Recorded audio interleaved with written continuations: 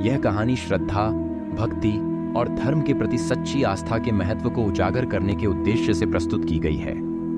इसमें वर्णित घटनाएं और पात्र धार्मिक शिक्षाओं को प्रेरणादायक ढंग से समझाने का प्रयास करते हैं। हमारा उद्देश्य किसी भी धर्म या समुदाय की भावनाओं को आहत करना नहीं है, बल्कि धार्मिक अनुष्ठानों की गहराई को समझने और सही तरीके से पालन करने की प्रेरणा देना है।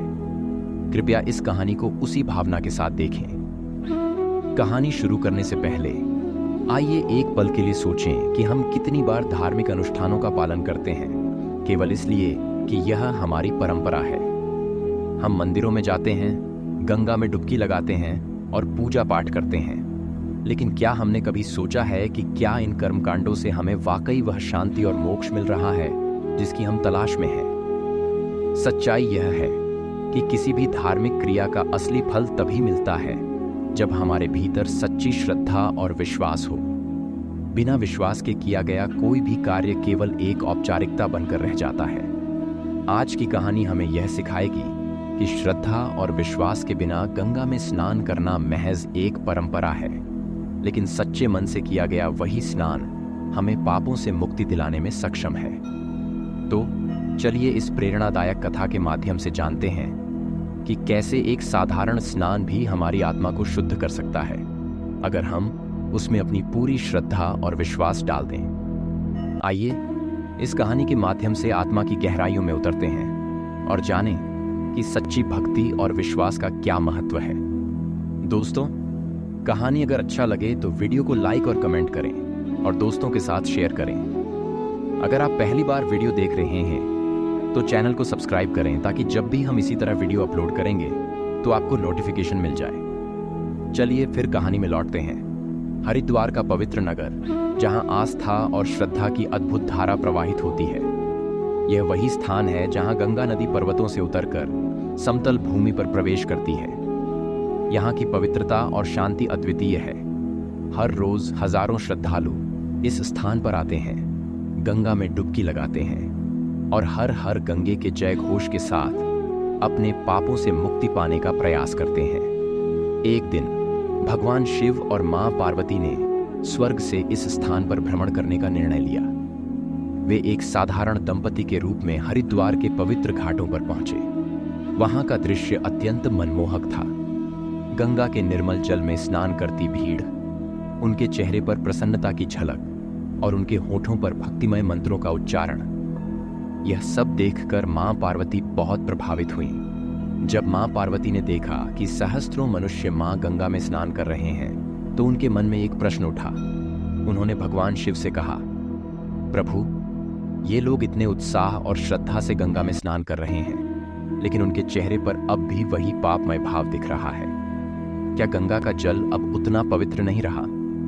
भगवान शिव ने मुस्कुराते हुए उत्तर दिया, पार्वती, गंगा तो अभी भी उतनी ही पवित्र है जितनी वह सृष्टि के प्रारंभ में थी, परंतु इन लोगों के पापों का अंत नहीं हो पा रहा है क्योंकि इन लोगों ने गंगा स्नान किया ही नहीं। मां पार्वती हैरान होकर बोली, प्रभु, ये कैसे संभव है? मैं तो इन्हें गंगा में डुबकी लगाते हुए देख रही हूं। इनके शरीर अभी तक गीले हैं, फिर आप कैसे कह सकते हैं कि इन्होंने गंगा स्नान नहीं किया? भगवान शिव ने शांतिपूर्वक कहा, पार्वती, इस रहस्य को कल प्रातः तुम्हें स्वयं अनुभव करना होगा। अगले दिन प्रातःकाल हरिद्वार में मूसलाधार बारिश होने लगी। सड़कों पर पानी और कीचड़ भर गया, जिससे यातायात कठिन हो गया।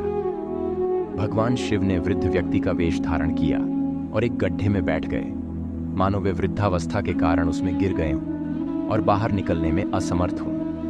भगवान शिव ने मां पार्वती से कहा, तुम गंगा स्नान कराते सभी मनुष्यों से कहो कि मेरे पति इस गड्ढे में गिर गए हैं। अगर कोई निष्पाप पुण्यात्मा है तो वही उन्हें बाहर निकाल सकता है, लेकिन अगर कोई निष्पाप नहीं है तो उसका शरीर जलकर भस्म हो जाएगा। मां पार्वती गड्ढे के पास बैठ गईं और आने जाने वालों से अपनी व्यथा सुनाने लगी।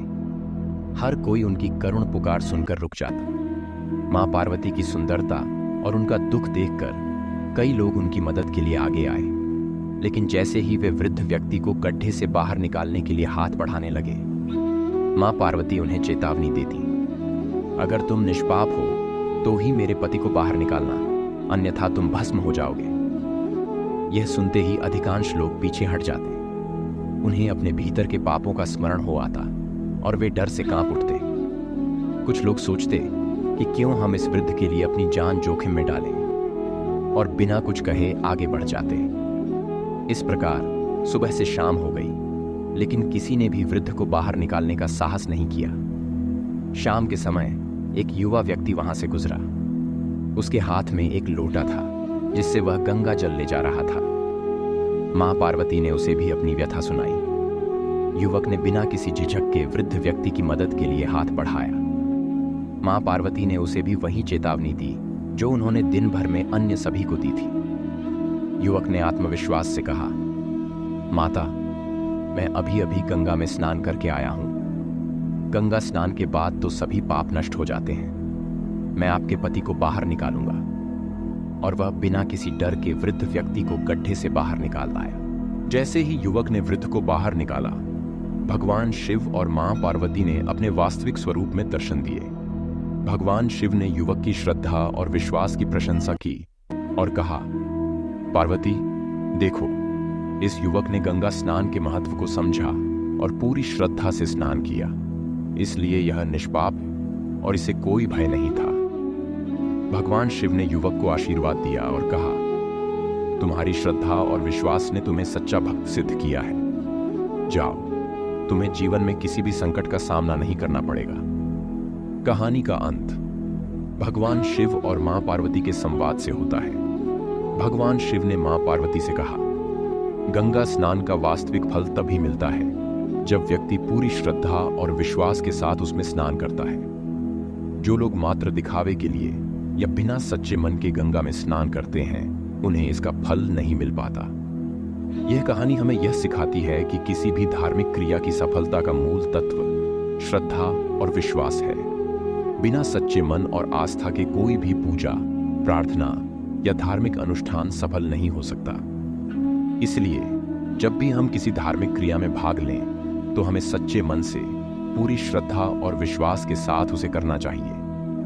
इस प्रकार इस कहानी ने न केवल गंगा स्नान की महत्ता को उजागर किया, बल्कि यह भी बताया कि सच्ची श्रद्धा और विश्वास के बिना किसी भी धार्मिक क्रिया का कोई महत्व नहीं होता।